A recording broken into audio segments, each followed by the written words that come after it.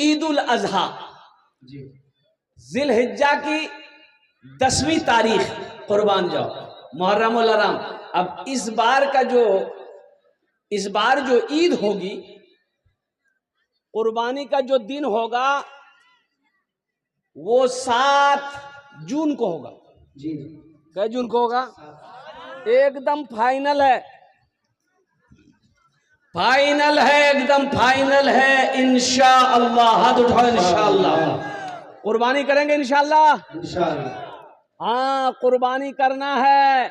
और सुनो मेरे नबी की हदीस सुनो, मेरे आका नबी करीम सल्लल्लाहु अलैहि वसल्लम ने इरशाद फरमाया, जिसको अल्लाह ने माल दिया, जो साहिब निसाब है, जिसको अल्लाह ने इस्ताअत दी, वो साहिब निसाब होने के बावजूद भी कुर्बानी ना करे, कुर्बानी ना दे, कंजूसी की वजह से, बखीली की वजह से, वो मेरी ईदगाह में ना आए, वो मेरी ईदगाह में ना आए।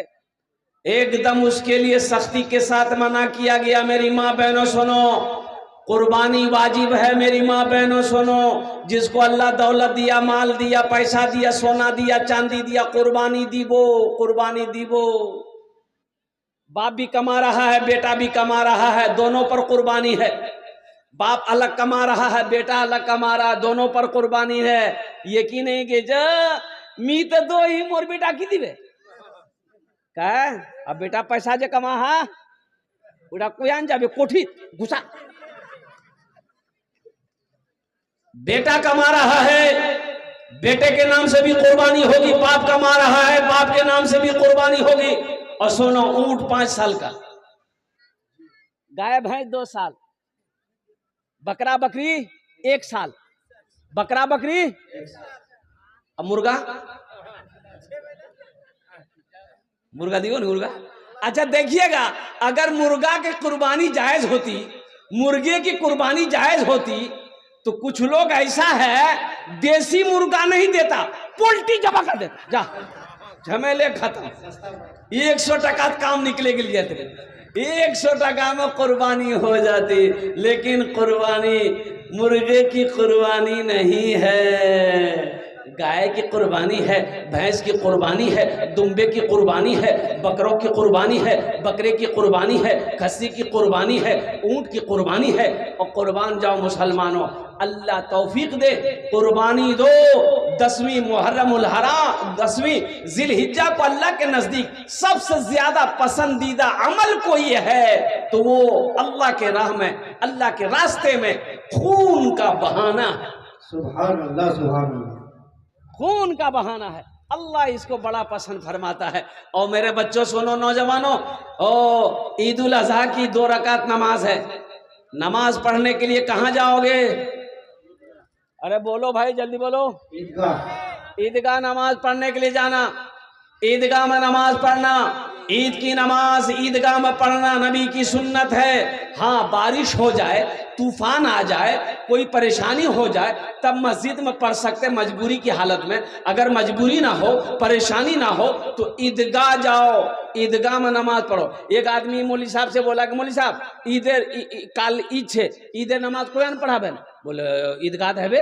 बोला मीन ईदगाह नमाज नहीं पढ़ूं, मस्जिद तो नमाज पढ़ा। बोला मस्जिद में नमाज कहाँ पढ़ाएंगे? बोला नहीं, मेरे भाई के साथ लड़ाई चलती मेरी, मेरा भाई सुनने में आया वो ईदगाह में नमाज पढ़ेगा, हम उसके साथ नमाज नहीं पढ़ेंगे, वो ईदगाह में पढ़ेगा, हम मस्जिद में पढ़ेंगे। तो इमाम साहब बोला कि लड़ाई चल रही है, सुलह कर लो, झगड़ा खत्म करो।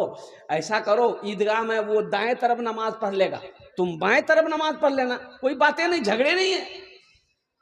तो इसका छोटा भाई बोला कि आप दाएं और बाएं की बात करते हैं, अगर वो जन्नत में चला जाएगा, हम जन्नत में नहीं जाएंगे। दीदी जा जहन्नम में जा, जाती जहन्नम में तो जा। और कुर्बान है ना, ये ईदगाह की जगह है। और कुर्बान जाओ, ईद की नमाज ईदगाह में पढ़ो। नबी करीम जनाब मुहम्मदुर रसूलुल्लाह, सारे लोग बोलो सल्लल्लाहु अलैहि वसल्लम की सुन्नत है। मेरे बच्चों, अब देखो ईदगाह में नमाज पढ़ने के बड़े फवाइद हैं, अल्हम्दुलिल्लाह सुम्मा अल्हम्दुलिल्लाह। शहरों में लोग ईद की नमाज पढ़ने के लिए जाते हैं, कोई मोटरसाइकिल जाता है, कोई अपनी गाड़ी से जाते हैं, कोई पैदल जाता है। तो रिक्शा वाला उस दिन रिक्शा जाने ना अपनारा 3 चक्का का रिक्शा, तो रिक्शा चलाने वाले की उस दिन कमाई अच्छी खासी हो जाती है कि कुछ लोग के पास गाड़ी नहीं होती तो वो लोग रिक्शा पकड़ के अपना चले जाते हैं। अभी तो ये गाड़ी निकली है टोटो, अब इधर है कि नहीं हम नहीं जानते, इधर भी है टोटो है कि फोटो है।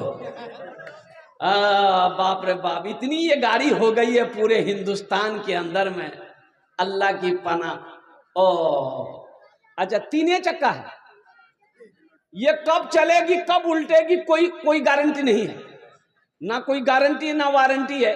तो रिक्शे वालों की बड़ी कमाई होती है।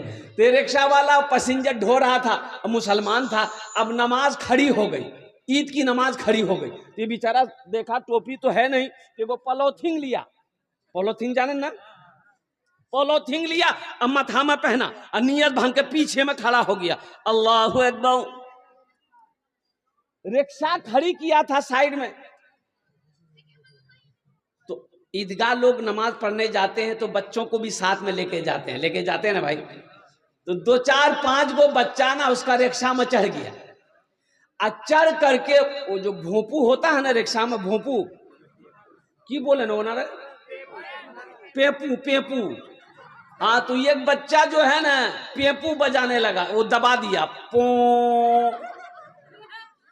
ये नमाज पढ़ रहा था रिक्शा वाला, तो ये जो सुना ना, तो कहता रे उतर बो रे, एक हाथ बंधा हुआ है, उतर बो। फिर बच्चा छोड़ दिया, फिर थोड़ी देर के बाद फिर बजाया पो। तब कहता देखो अभी हम नमाज में हैं, नमाज में नहीं रहते तो तुमको हम बता देते। नमाज हुई? अरे बोलो भाई नमाज हुई? जायद 6 तकबीरें हैं, एक बात याद रखना, ईद की नमाज में जायद 6 तकबीरें हैं मेरे बच्चों। कब हाथ उठाना है, कब छोड़ना है, कब हाथ उठाना है, कब छोड़ना है, कब हाथ उठाना है, कब बांधना है, ये हमारा 90% नौजवान को पते नहीं, इसको पता नहीं है।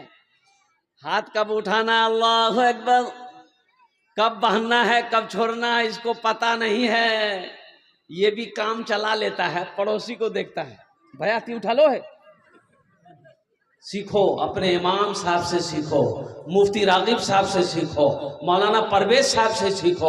अपने इमाम साहब से पहले तरकीब सीख लो कि ईद की नमाज कैसे पढ़ी जाएगी, कब पहली तकबीर में हाथ बांधना है, दूसरी तकबीर में छोड़ना है, तीसरी तकबीर में फिर क्या कहते छोड़ना है, चौथी तकबीर में बांधना है, कब बांधना है कब छोड़ना। कम से कम ईद की 2 रकात नमाज पढ़ोगे तो कम से कम इसका तरीका तो जान लो।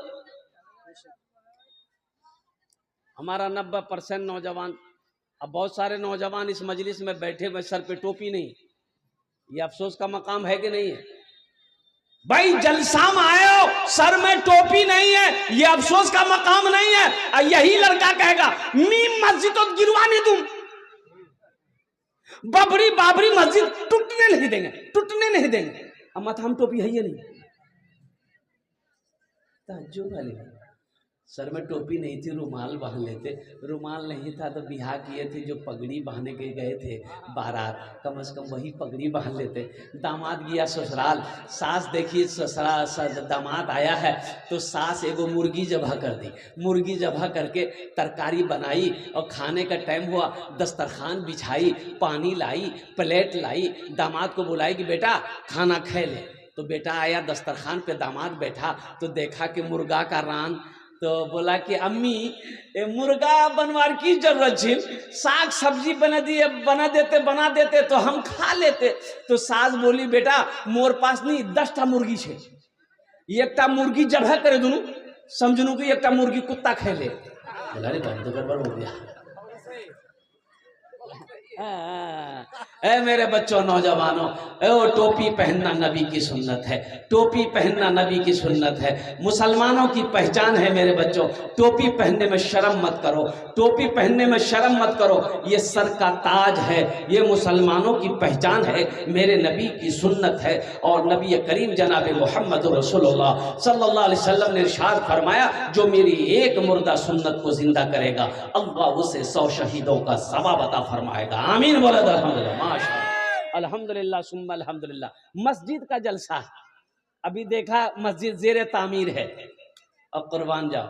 एक बात मुझे ताज्जुब वाली बात है, राम मंदिर बना भाई, राम मंदिर बन गया ना? अरे बोलो ना भाई, बन गया। राम मंदिर बना, बाबरी मस्जिद टूटी, राम मंदिर बना। हमारे हिंदू भाइयों ने चंदा दिया, पूरे मुल्क से हिंदू भाइयों ने चंदा दिया, और जानते हैं कितना चंदा हुआ? 3300 करोड़ रुपया चंदा हुआ।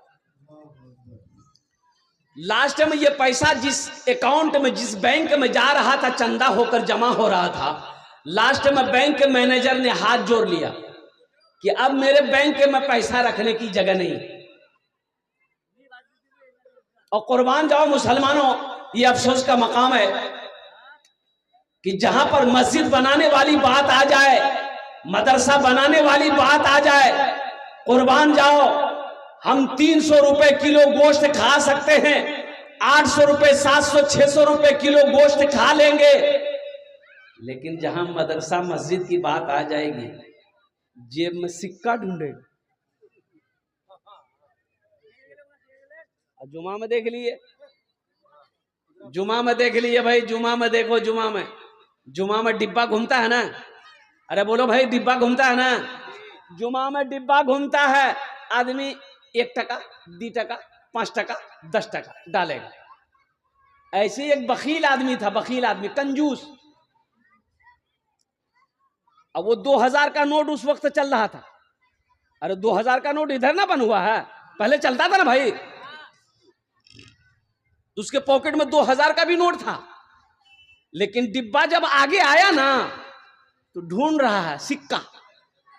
सिक्का ढूंढते ढूंढते ढूंढते ढूंढते सिक्का निकाला ना, तो वो 2000 का नोट हाथ में लग के बाहर गिर गया। बाहर गिर गया तो पीछे में एक आदमी बैठा हुआ था, पीछे सब में, तो देखा कि इसका पैसा गिरा है, तो वो उठा करके 2000 का नोट इसको दिया। भैया ये समझा नहीं, ये समझा, ये दे रहा 2000 का नोट। वो क्या किया, 2000 का नोट डिब्बा में डाल दिया। तब पीछे वाला बोला, भैया ये आप ही के पॉकेट से गिरा था, जरा पैसा संभाल के निकालिए। वही बेहोश हो गया वो। बोले बाप, 2000 टका मैं मची तो दे दूं, मुकनी नहीं हो सके। और कुर्बान जाओ मुसलमानों, मेरा अल्लाह सखी है, सखावत को पसंद करता है। एक बात याद रखना, बखील जन्नत में नहीं जाएगा। बखील के 4 क्वालिटी हैं। बखील के क्या क्वालिटी है बोलो? गिनती करो, हम गिनती करवा रहे हैं, गिनती करो। बखील कितना हुआ? कंजर, कंजूस, मक्खी चूस, 4 भेल ना?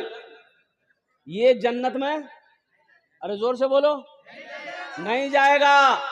बखील जो कंजूस है, बीवी के पीछे खर्च ना करे, बच्चे के पीछे खर्च ना करे, माँ बाप के पीछे खर्च ना करे, घर वालों के पीछे खर्च ना करे, मस्जिद में खर्च ना करे, मदरसे में खर्च ना करे, अपने ऊपर खर्च ना करे, खाली जमा करो जमा करो जमा करो। की करो जमा करे, की करो, कब्रों दिए जमा। अरे कफन में जेब है? अरे बोलो भाई, कफन में जेब है? कबर में अलमारी है? तो करबो की मोक बता नहीं की करबो, आखिर यार पैसा ने पैसा नहीं करबो की थी। बोले पैसा जमा करवार मोक खुजली है, तो खुजली मिटे जातो। अल्लाह रे फरिश्ता जब वो कोड़ा उठबे, आहा। एक बात याद रखो, एक नौजवान बड़ा बखील था, बड़ा बखील था, इतना बड़ा बखील कि बाजार जाए, हाट जाए, दुकान जाए, अपना पैसा से ना चाय पीता था ना पान खाता था। इंतजार करता था कि कोई चाय पिला दे, कोई पान खिला दे, कोई गुटखा खिला दे, फ्री में अलकतरा भी खा जाए। बिहा कर लिया, बिहा हो गई, शादी हो गई, और कुर्बान जाओ बीवी आई। ये नौजवान बोला कि मुन्नी तो मालूम छो मोक की पसंद छे? तो वो लड़की बोली कि मोक तो पता नहीं छे, पहले ये बता तोर नाम की छो? मैं तोर नाम नहीं जानो। ते लड़का बोला कि मोर नाम छे छेदीलाल। बोले छेदीलाल, तौबा तौबा, ये कोनो नाम छे? अच्छा बोला कि ठीक है छेदी लाल हो या भेदी लाल हो। अच्छा क्या बोल रहे थे बोलिए आप। ये लड़का बोला कि मेरी बीवी सुनो हमको